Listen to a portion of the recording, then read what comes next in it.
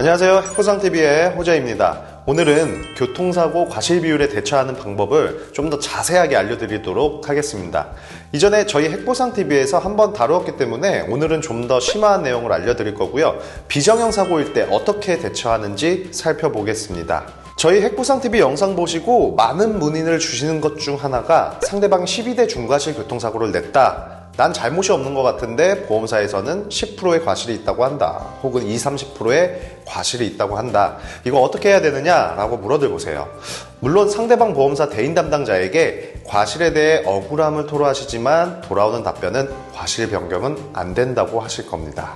그럼 여기에 대응할 수 있는 기본적인 방법은 저희 핵보상TV의 홍영이 자동차 과실 비율을 확인하는 방법 52회에서도 얘기했지만 자동차 사고 과실 비율 분쟁심의위원회라는 사이트에서 먼저 확인할 수 있습니다.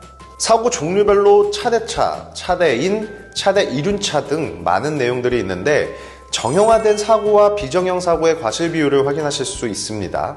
이 사이트에서 나의 과실이 확인돼서 대인 담당자에게 어필할 수 있으면 다행이지만 만약 나와 비슷한 사례가 없다면 문제가 되는 거죠.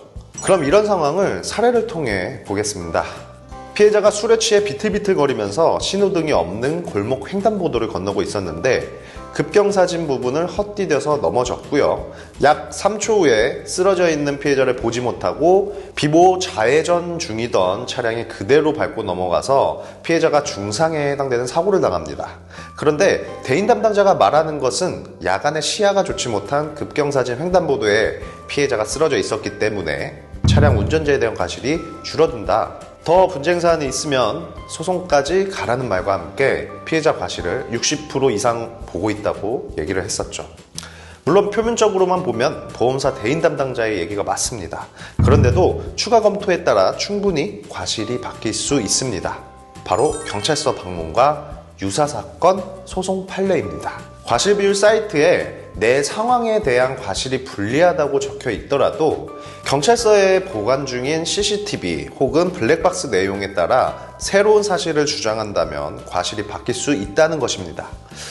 사례에 나타난 피해자의 경우에는 경찰서에 가서 추가적으로 확인해 본 결과 횡단보도에 쓰러져 있던 것은 맞지만 차량이 비보호 좌회전하면서 피해자를 밟고 넘어갔고 피해자가 노인보호구역까지 밀려났었고요.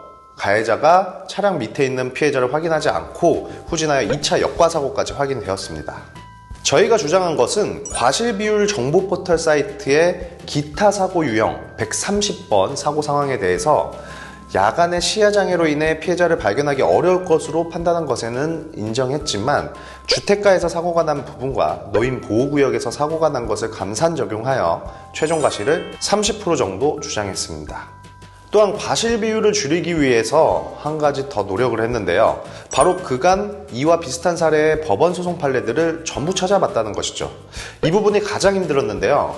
교통사고의 경우 다친 정도와 손해산출액에 따라 소송까지도 대비하셔야 되기 때문에 소송을 가기 전 판례를 통해 과실 비율을 확인할 수 있는 방법도 있다는 것이죠. 판례에서도 피해자의 과실이 30%로 인정된 유사 사례를 찾아서 제출했고요. 보험사에서도 이를 인정한 것이죠.